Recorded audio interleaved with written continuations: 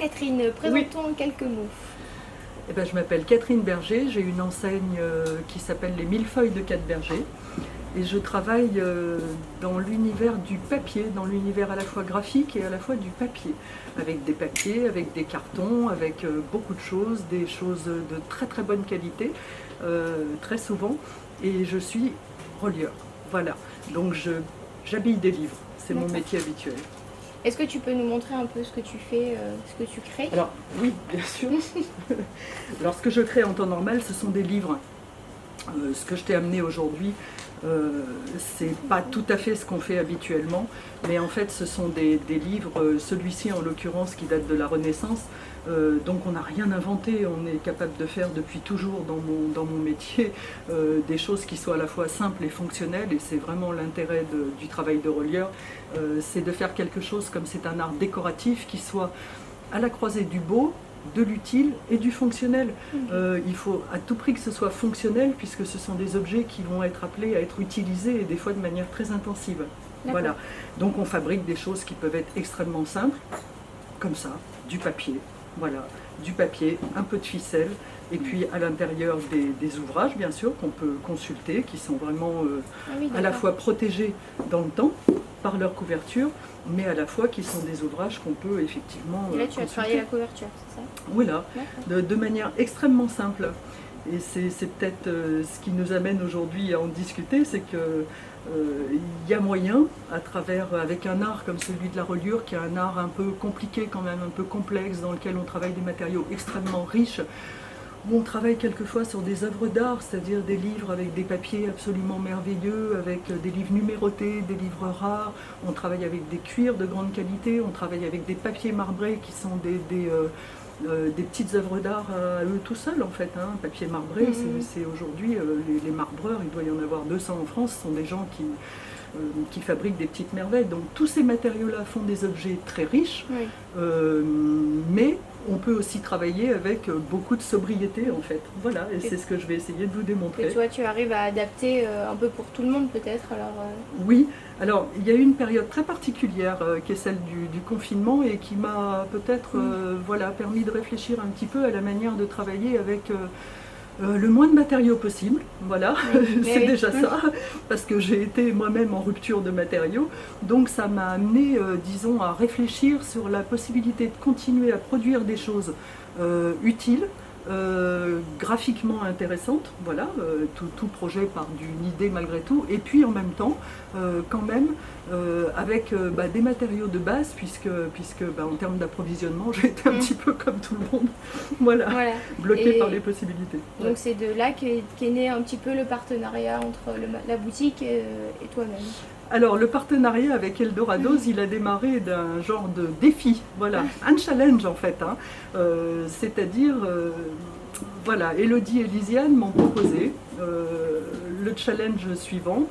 Et ben voilà, nous on est une boutique zéro déchet, et on est militants, on est engagé dans cette, dans cette démarche-là. Et toi qui es relieur, qui travaille avec des papiers, nous on en a plein, on a des cartons, on a des papiers, on a beaucoup de choses. Qu'est-ce que tu pourrais faire pour recycler nos propres déchets en fait?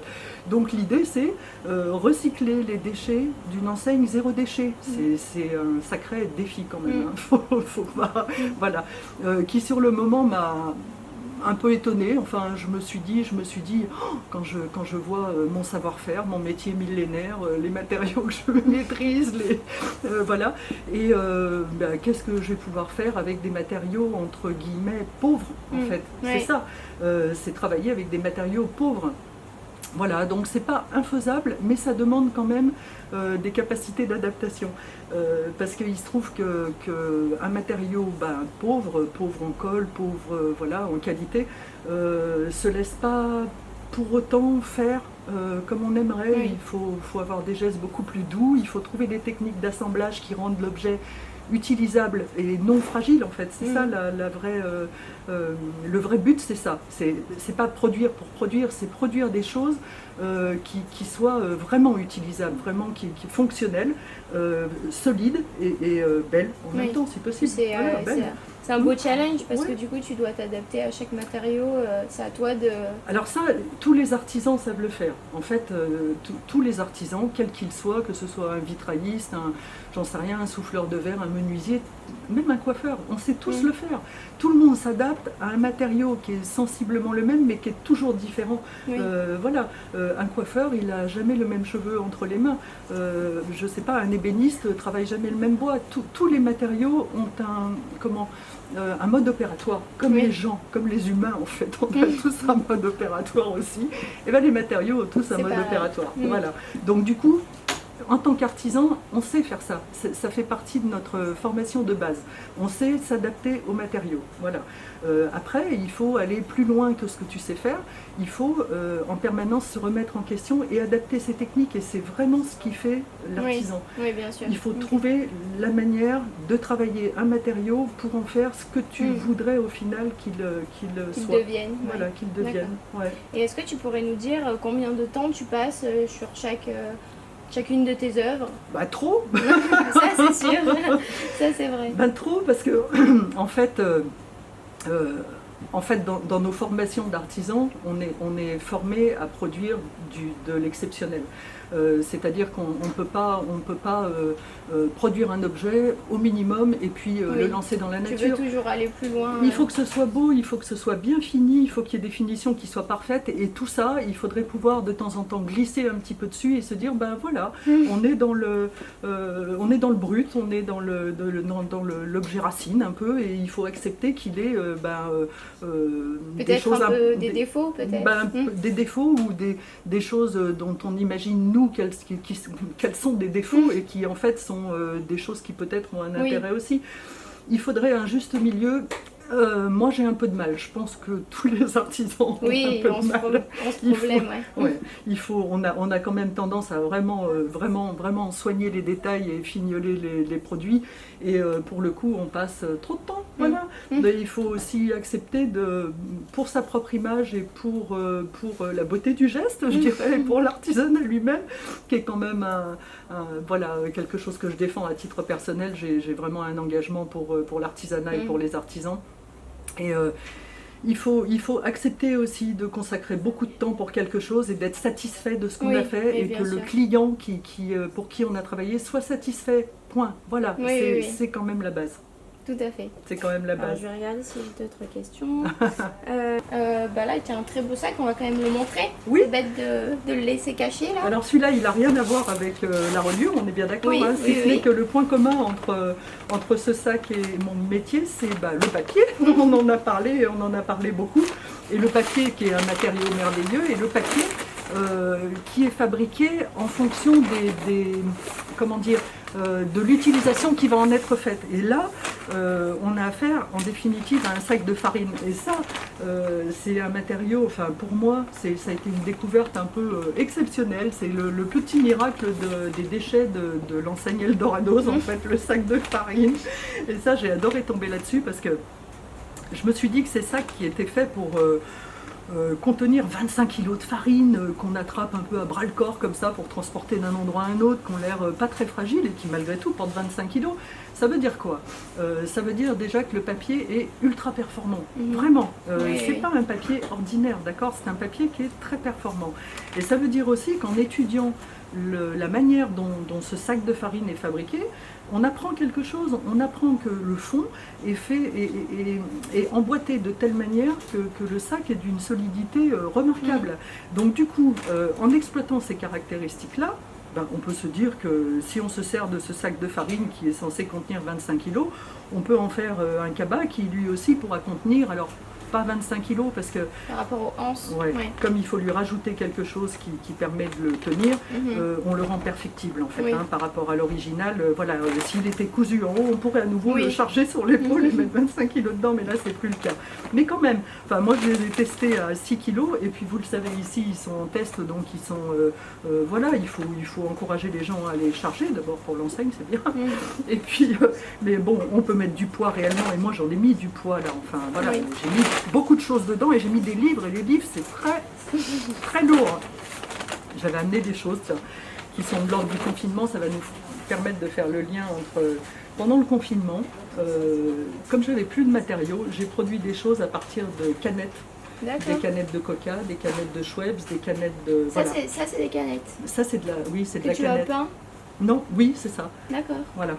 Donc du coup, c'est pour dire qu'on peut faire des choses qui sont extrêmement rigolotes, avec des matériaux qui sont d'une pauvreté. Ça, c'est une espèce de toile de rien du tout. Et en fait, le simple fait d'essayer de mettre son imagination en action et de... Voilà. Hein, et d'être voilà, dans la désespérance de matériaux qu'on n'a pas, ça permet de mettre les idées en marche, en fait, les neurones en ordre de marche et de produire des choses inattendues. Et donc, qui peut le plus, peut le moins. C'est toi qui as dessiné oui. Dans le livre aussi. Oui, oui, oui. Très joli. C'est gentil, merci. Bon, c'est pas pour ça que je vous ai... C'est vraiment pour... je vous ai amené ça pour expliciter mon métier, mais je voulais vraiment plutôt qu'on voit ce genre de choses-là. Alors, ce genre de choses, c'est ce qui est né du projet Eldorados, en fait. C'est-à-dire utiliser ces matériaux qui sont très très pauvres et en faire quelque chose qui soit... pas exceptionnel, mais quand même remarquable. Si. Voilà. Oui. Donc on est sur des choses qui sont très rigolotes. Et puis moi, à titre personnel, je me suis amusée vraiment avec le matériau, mais de base, vraiment de base, qui est le carton ondulé. Et le carton ondulé, je dois reconnaître que ça m'a beaucoup amusée. Et contre toute attente, ça m'a permis de faire des reliures. Moi qui d'habitude travaille avec, je recommence avec mes matériaux ultra riches, bah là je me suis mise à faire des livres avec des matériaux qui sont ultra simples en fait. Voilà. Donc du carton ondulé et puis assemblé par couture, voilà, d'accord. Et puis des découpages qui font que le carton ondulé ressort. Et puis des petits morceaux de papier marbré, parce que moi j'ai beaucoup de petites chutes dans mon métier, de choses qui sont exceptionnelles. C'est des allumettes, ça? Et ça, c'est des allumettes parce que le livre c'est Fahrenheit 451, et donc pour le coup les allumettes ça tombait sous le sens, mais voilà, c'est juste un décor de circonstance. Ok, voilà. D'accord. Et puis des petits carnets, tout bête, mais qui moi par exemple me permettent de marquer toutes mes idées, et notamment voilà, la collaboration avec Eldorados, elle a démarré comme ça en fait, avec des cartons, des sacs de farine, des cagettes, du papier en vrac. D'accord, et des matériaux qui demandaient à être travaillés. Alors moi, ça c'est un carnet dans lequel je note à peu près tout ce que je fais. Et je note des détails techniques et je note aussi des améliorations possibles. Et puis pour les produits en test... c'est la bibliothèque. Voilà, on a une petite... exposée au magasin. On a une petite bibliothèque exposée en magasin qui sert en cagette, donc qui sert de support aux petits livres recyclés. Et puis là, par exemple, on a notamment le travail du sac de farine. On part du sac de farine, on arrive à un sac à main, voilà, qui est assez joli, avec des process. Moi, ça me demande de l'énergie quand même et de la réflexion. Je fais des tests, beaucoup, c'est ça qui est long. On en parlait tout à l'heure, quand on dit combien de temps on met pour faire un objet. En fait, ce qu'on compte jamais dans le temps de fabrication d'un objet, c'est le temps de réflexion, la maquette, le projet et les essais. En fait, il faut faire des essais.